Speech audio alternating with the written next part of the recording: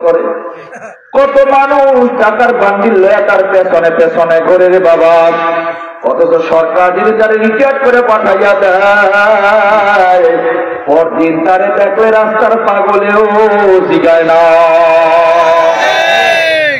দুনিয়াটাতে যত বয়স বাড়ে দাম কমে, দুনিয়াটাতে যত বয়স বাড়ে দাম কমে, কিন্তু একজন কোরআনওয়ালা যত বয়স বাড়ে দাম বেড়ে যায়। বিশ্বাস যদি না হয় হাটহাজারীর দিকে তাকায় দেখেন গো বাবা, হাটহাজারীর হযরত শাহ আহমদ শফি রহমাতুল্লাহ আলাইহি 104 বছর বয়সে দুনিয়ার জমিন থেকে পরলোক গমন করছে, দুনিয়া থেকে বিদায় হয়ে গেছে। মরার আগেও মানুষ কান্ধে করে মহব্বতে তারে টানছে। কোরআন আছে দাম আছে, কোরআন নাই দাম নাই। যত বড় অফিসার হয়, রিটায়ার্ড হয়ে গেলে এলাকায় তার কোনো দাম নাই। রিটায়ার্ড করার পর সে আর তো ভালো একটা ফিরাও তার কেউ যায় না। আসতে পান ঠিক না বাদে। অথচ বাবা একজন কোরআনওয়ালা মানুষ বয়স পাইয়া গেছে, দাড়ি পাইয়া গেছে, চুল পাইয়া গেছে, ভুরুটাও সাদা হয়ে গেছে, লাঠি ঘর দিয়ে টুকটুক করে রাস্তা দিয়ে হাইয়া যায়। যত বড় মাস্টার হোক না কেন রাস্তার পাশে দাঁড়ায় কয় এই সিগারেটটা ফেলাই দিয়ে আমাকে মুরব্বী হুজুর এসেছে, কথা বলে না। অথচ মুরব্বী হুজুর নিজে হাত দিতেও পারে না, এত দুর্বল। দুর্বল মানুষের দেখা এলাকার বড় মাস্টারটাও সিগারেট ফেলাই দিচ্ছে। কেন? যদিও শারীরিক দুর্বল, ভেতরে কোরআন আছে। আল্লাহ কোরআনের কারণে এত দাম, আল্লাহ এত দাম বাড়ায় দিল, জগতের মধ্যে যত বড় মাস্তান হয় না কেন ওর শরীরের মধ্যে আল্লাহ কম্পন তৈরি করে দেয়। এবার কোন আল্লাহ আমাদের কি কইছে?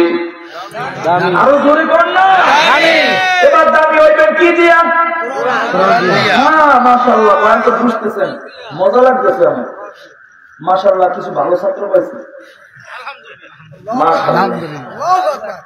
আল্লাহ আমাদের দাবি করছে কি কারণে?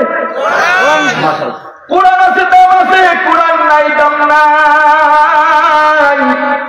এবার বাবা জগতের দামি হইতে হলে এবার ধরে আওয়াজ দিয়ে কোরআন কি রাখবো? এবার যারা কোরআন পড়তে পারে তারা দামি, যারা কোরআন পড়তে পারে না জগতের মানুষের কাছে দাম থাকলেও আল্লাহর কাছে তাদের কোনো দাম নাই।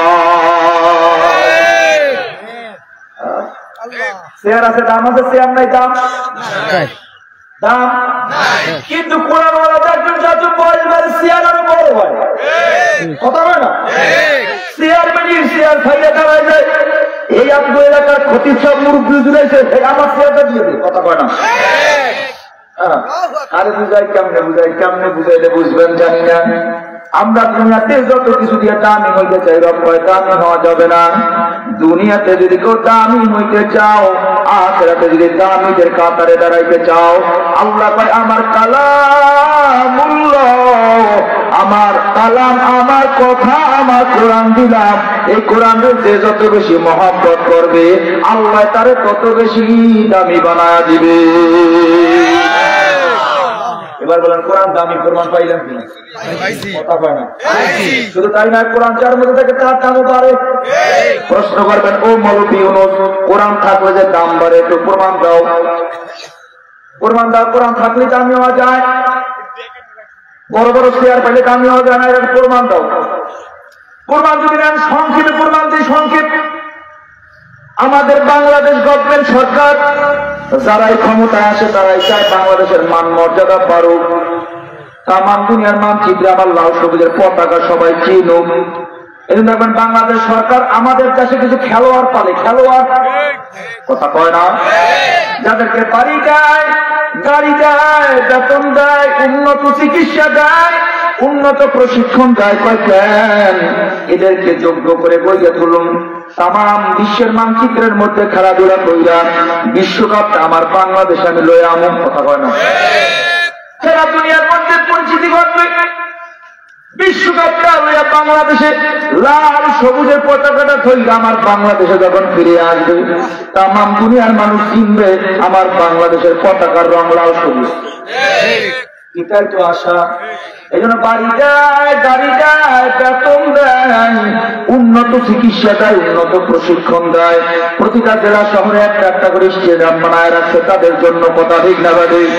ওই জগতের মানুষ প্রতি বছর তাদের থেকে যাদের জন্য হাজার হাজার কোটি টাকা বরাদ্দ রাখা হয়, কিন্তু দুঃখের সাথে বলতে হয় রে বাজার, সরকার আমাদের দেশের হাজার হাজার কোটি টাকা যাদের জন্য এত বরাদ্দ করলো বাবা, একটা বিশ্বকাপ দেখার জন্য, এত বিশ্বকাপ দেখার আশায় আজ পর্যন্ত তারা আমাদের জন্য একটা বিশ্বকাপ তো দূরের কথা, আমগুলোকে একটা সার কাপড় আইয়া দেখাইতে পারে না।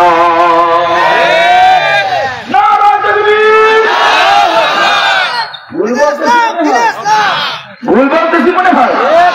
বিশ্বকাপ তো দূরের কথা, সার কাপড় এই দেশের বাঙালি 18 কোটি বাঙালি মানুষ, তোমাকে ওরা খাইয়া আমরা পেট বড় হয়েছি। তোমাকে ব্যাখ্যা চেতাগা থেকে হাজার হাজার কোটি টাকা আমরা নষ্ট করছি।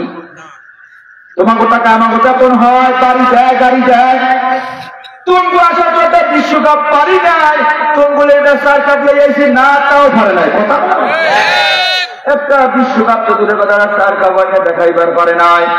বাংলাদেশ থেকে যখন যায়, কারা যায়, টাইগার আইসে, কারা গায়ে ভেজা বেড়াল, কোন ফাঁকতে কেটাইয়া বলাইয়া ঢুকছে, তেরো পায় নাই। কথা যায় যখন হামকে তমকে বাইকে থেকে কারা যায়, কাজী সুদা মানতে যায়, বাঘের বাচ্চারা যায়। কথা হয় না?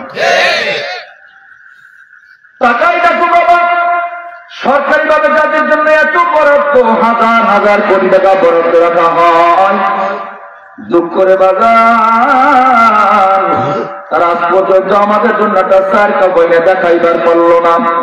অথচ এই রকমের দুর্বল মাদ্রাসা বাংলাদেশে হাজারো আছে।